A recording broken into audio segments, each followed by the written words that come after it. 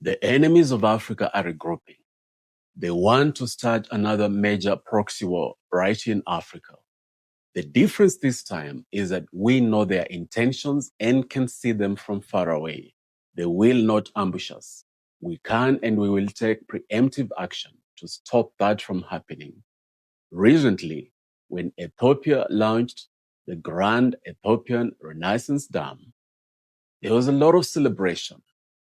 And usually the enemy likes to seize the moment when you least expect it to either plant seeds of conflict or to ambush you and defeat you.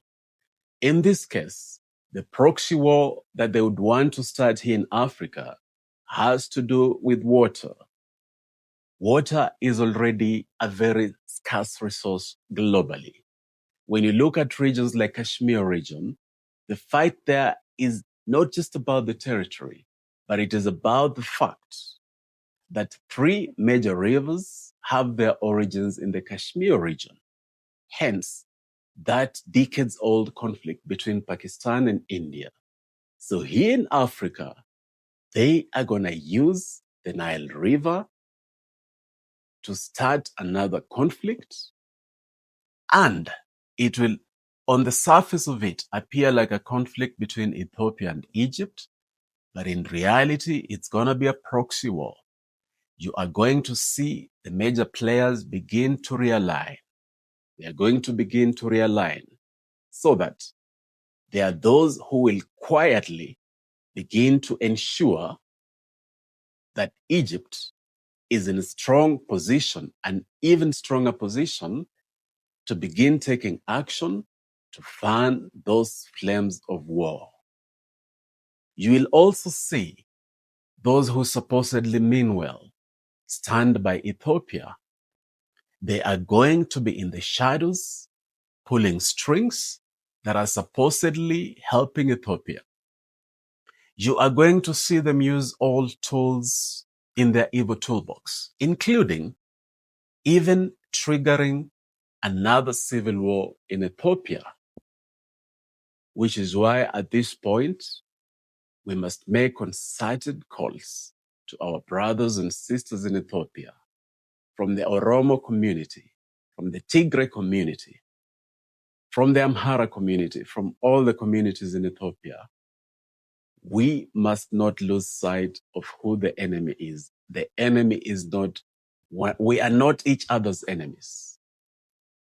We as the African people must stop treating each other as enemies.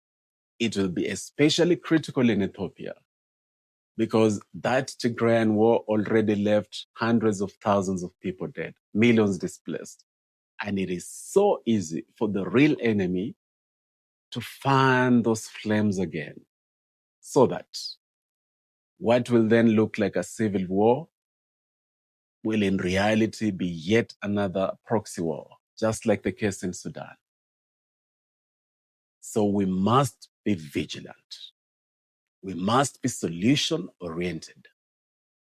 You know, time is ripe for pragmatic solutions. We cannot just issue calls that don't do this or do this. We have to look at pragmatic solutions. And as regards water, you cannot put all your eggs in one basket. Let us go back to 1983 and learn a little something from Muammar Gaddafi. That is the year that he began work on the great man-made river that tapped into the largest freshwater aquifer in the world, that ended up providing water for 70% of Libyans. It all happened because there was a leader in Libya, Muammar Gaddafi, who was solution-oriented, who realized that since God blessed Libya with this Nubian sandstone aquifer, I can begin to tap into it so that the Libyans can benefit. Now, that Nubian sandstone aquifer has been 40,000 years in the making. It dates back to a period when Northern Africa was a lush green paradise. It's not just beneath the land of Libya. It is also beneath Egypt, Chad, and Sudan. This means that a vast region of the Sahara actually hides incredible amounts of water. That Nubian sandstone aquifer is so massive. I'll give you an idea. The entire state of Texas, picture a lake covering the entire state of Texas, a lake that is 20 feet deep. Picture that. And you have this incredible aquifer. If Gaddafi did it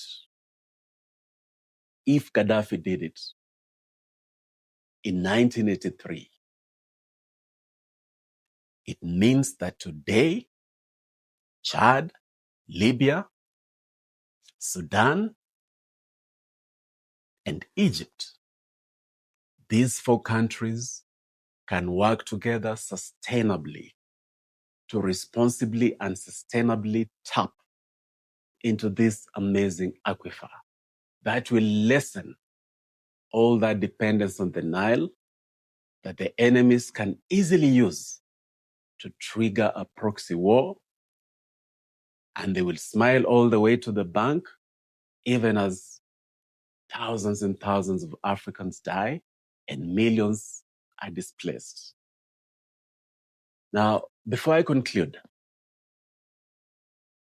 it's time to also begin unveiling who are these enemies of Africa. The first thing that you should know is that these enemies of Africa like using the corrupt ruling elite. That's why the CIA worked with the then Joseph Mobutu to assassinate Patrice Lumumba. They didn't import anybody from outside. They simply worked with the local corrupt ruling elite. That's the first thing that they like to do. Find out who can be the puppets that you can use to fan these flames, to start this conflict, to keep this conflict going. So we must be particularly vigilant to know, to discern the puppets the enemies of Africa like working with. As regards the identities of those enemies, those puppeteers behind the scene, those working with local puppets, join the dots. You just have to look at the major powers that have exploited Africa for decades, that continue to do so. You just have to look at the new entrants. Ask yourself, who are the people who are fanning the flame? Who are the people who are fanning the conflict in Sudan? Who are the geopolitical players that are fanning the conflict in Sudan? Ask yourself, what are the major global powers that are benefiting not just from the conflict in Sudan, but the conflict in Congo? The answer to that question begins to reveal to you the enemies of Africa, the puppeteers behind the scenes that are pulling the strings from the shadows. And then we end up focusing on the puppets, even as they remain hidden, because that gives them immense amounts of power. So, fellow Africans, let us ensure that water doesn't become a source of conflict and death in Africa. Let us ensure that water truly remains life here in Africa. My name is DJ Bokali, and Africa is my superpower.